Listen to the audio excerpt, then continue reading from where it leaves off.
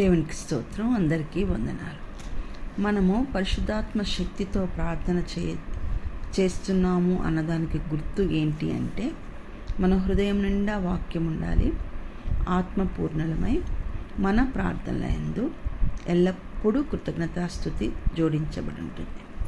మనం చేసే ప్రతి ప్రార్థనలో కృతజ్ఞతాస్తుతి జోడించబడి, ఇవి మనం పౌలు పత్రికలు చదివినప్పుడు అర్థమవుతుంది.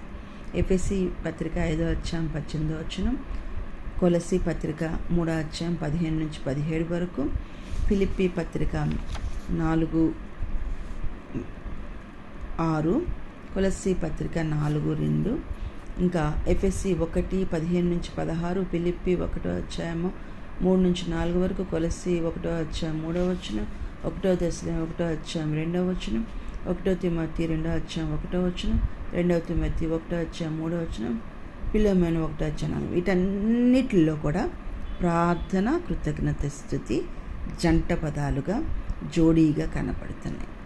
అప్పుడే మనము పరిశుద్ధాత్మ శక్తితో ప్రార్థన చేసినట్టు.